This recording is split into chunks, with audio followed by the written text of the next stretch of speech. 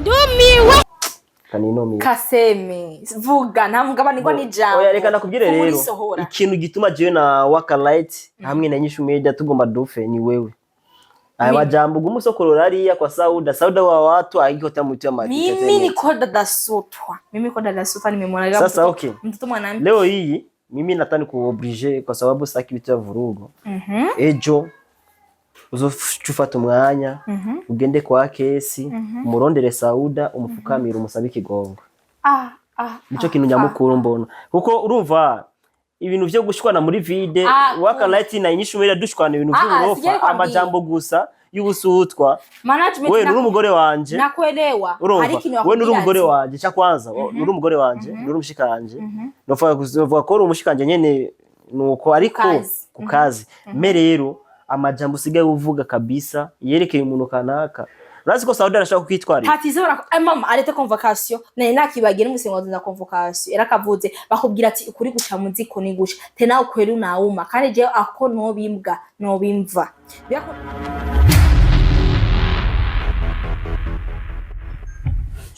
Hera bakunze INYISHU Media kuri mikrofone mwakumwe dadasutwa nice behind camera ni Bobo Banshi. So guys ndakuramukije kunyo no mwanamte cyangwa gakeye. Assalamu alaikum kwa Waislamu wote nawatakia Shabani njema na mwezi Ramadhani njema malandalizi mema kwa Kristo. Bwana Yesu asifiwe. Unamusi dadasutwa bazani usutwa mumeze gute? Unamusi nahise mubonye imbere ya camera ugati agiye kuduha show, agiye kutubwira ibintu fresh kandi bakunda cyane muri supportinga bimwe bitoye ibwoba. Unamusi ku busutuna nifise no kubiba ibintu byinshi ndiko nibaza mu mutwe ugati ku muntu yonyishura no kumubona nawe ndamubwiye ubusutu bwanje yo hava amenyisha ni management wanje manager wanje umwami wa INYISHU Media.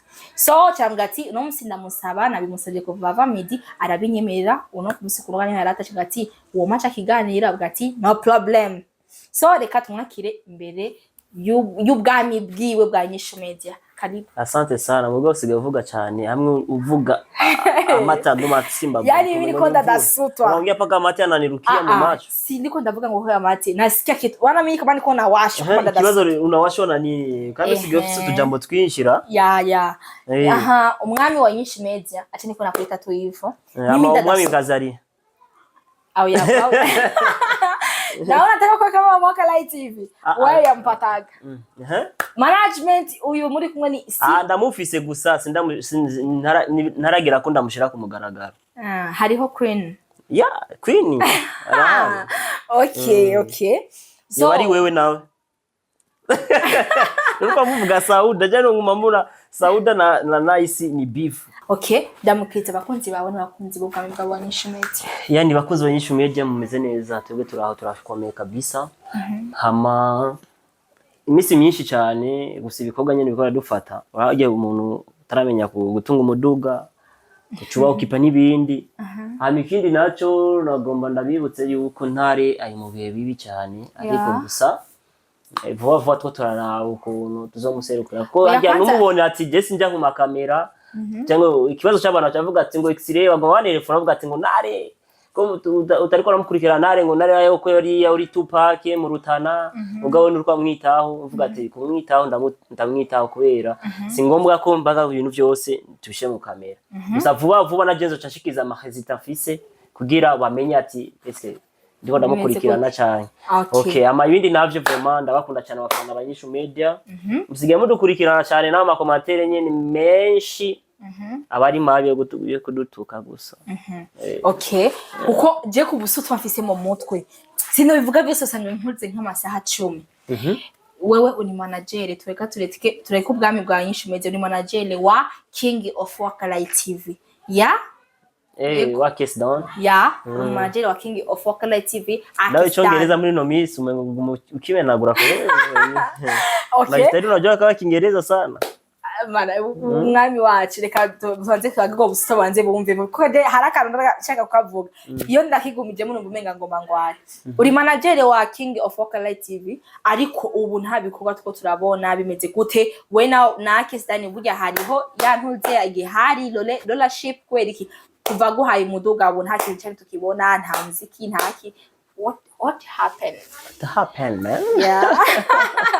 So urumva kuvyerekeye case down bo case kwanza yari numuvandimwe no bakora mu petit frère wanje cyangwa mu brother bivaye n'ibikorwa twakoranye mu misi heze n'ubu nyene novuga yuko umengo to turakorana gusa ari umuyaga nyene mubi ukuntu ugomba winjire urumva ugomba winjire hagati ya case na jewe voilà ariko gusa ikintu cyose mu gushimira Imana murabizi ko ya je kenshi na maposti yanje kenshi muramubona nandika ati imigambi nani imigambi y'Imana urumva rero kuvyerekeye Jacques ari muri waka sindabizi kuko singene no kubimenya ahubwo gusa amasezerano dufitane je na Jacques kugatwe kiyo na jewe niyo arimo akantu kumuyaga ukuntu urumva ya ariko kuvyerekeye rero bifu rero oya utarakavuga na bifu dufitanye n'umuntu cyangwa amabarira reka ndakivuga gusa arakantu nyene kari hagati ya INYISHU MEDIA na WAKA LIGHT no nico kimwe n'ingene no vuga ati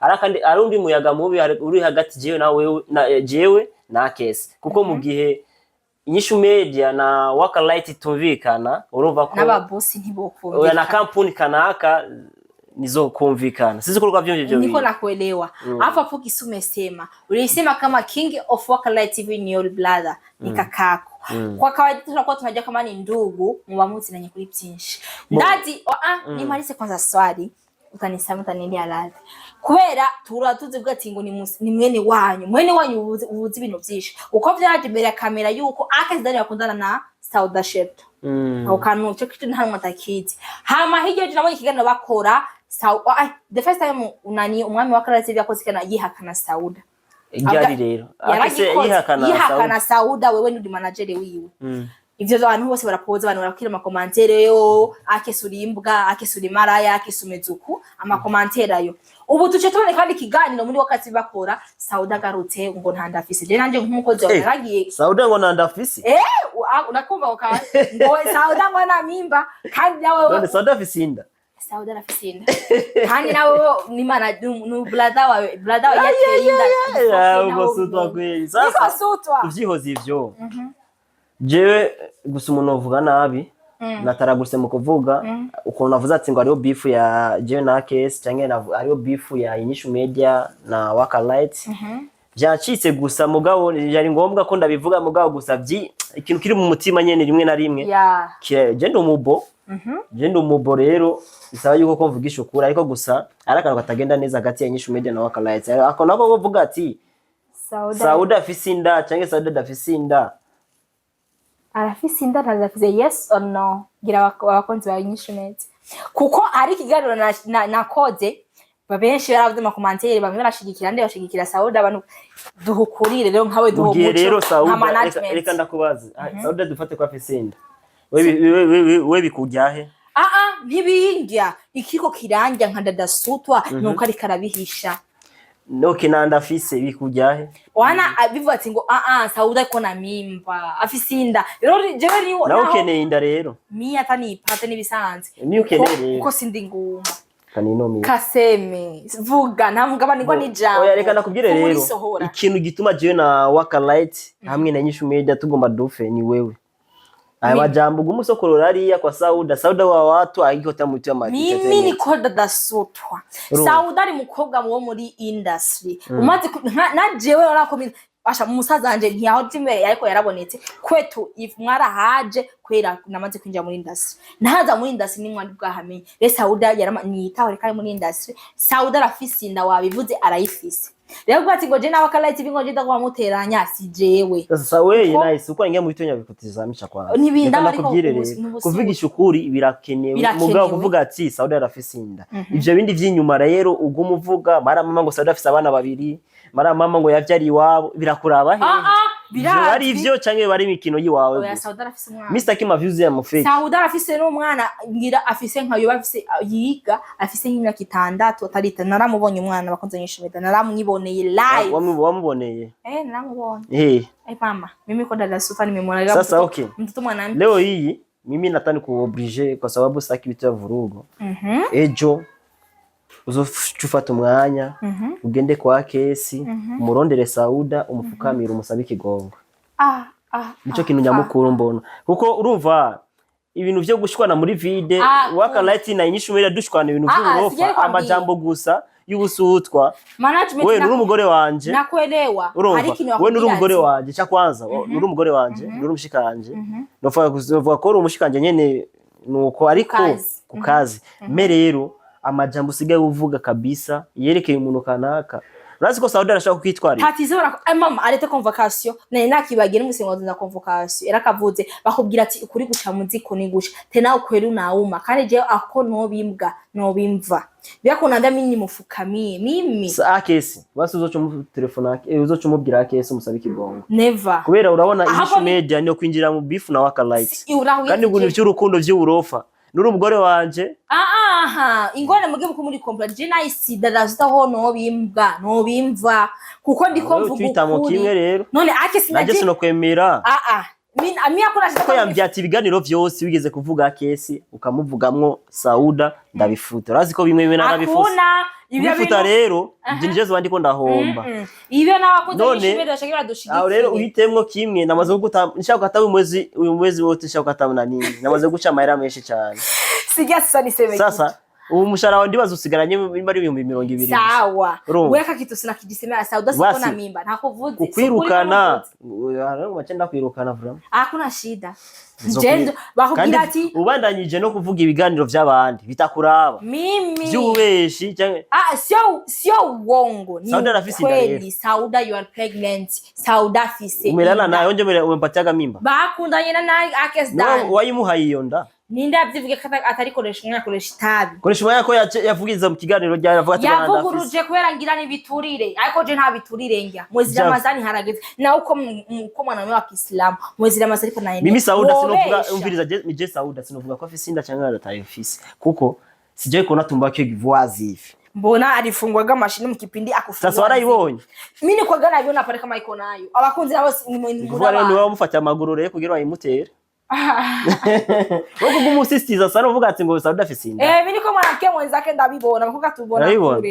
kure je mbona kare turabe ko abakozi ba INYISHU MEDIA nabo bagenda bakomata bavuga ati ngo Sauda afise inda ni muri abana ni muri abana ntabwana bafise Sauda rega ndaba umuntu uramuraba umuntu afise inda urabibona yaraduhishije yambaye ijya goti aranka kugurura imashini yose iyo yugura kaca inda afise yarakuze rero nanje nkada dasuta cyo ngo atanifukuza ngo nibambe msama ko no bimbwa no bimva we tuce kipo urabukuntu witegura ejo cyangwa ijya ejo nkene yuko uzogenda kwa Sauda umurondere ya case down ubafukamire ubasabe ikigongo amajambo yose wigeze kuvuga y'ububeshi ubabwira ati umbabarire naribeshe kuvuga ko Sauda afise inda kandi Sauda nanda afise urumva okay ico kitu namuzani kagifanya ya no gikora ariko Sauda je n'umukobwa wiwe imbere ya kamera anyugure randi ya mashini yose anyereka inda katanda afise usaza atayo ofisi ntafiga magoti se mama nimekosea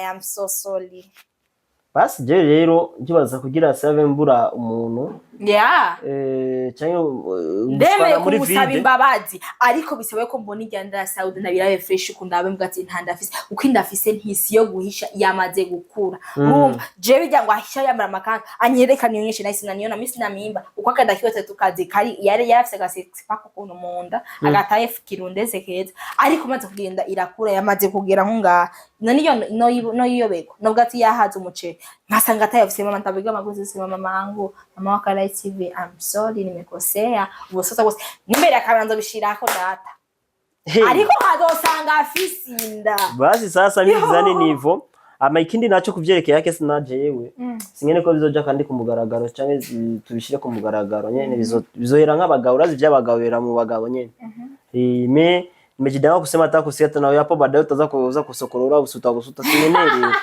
je ndibaza nivyo nyene hama ibisigaye mbobo yozinya kamera kugira cyakanda koresha umwanya uri imbwa umviriza uranyeta kwa koresha ubaga mdomo karefu umwanya ndagukene dukora ikiganiro misi nta koresha umwanya nawe nyene afise akano afise umuntu w'abagore nta muntu yihindukiza mu ijambo fuma windukiza mu kitanda none koresha umwanya yavuze ngo Sauda nanda afise ari kisemaga Sauda ufise inda ya yarigeze kuvuga ko Sauda afise inda navyavuze mu kiganiro bakonze yarabivuze ariko ubu muri wakazi bacagenda gukora ngo yango ndamara maye ngo mana ya bya vrai dukoresha umwanya none nitege vuba nka dada Suta.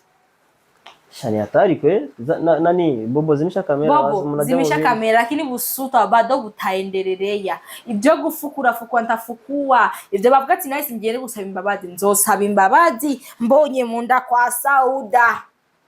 Ariko ukaza kuhenda mama Waka Light TV nkabona inda irako. Anagwa tena ex. Mungu wangu. Anagwa tena ex. Nice shona. Mwenye mama Waka Light TV. Jewe. Kavenga kajenga neva. Bobo zinya kamera. Ndumiwe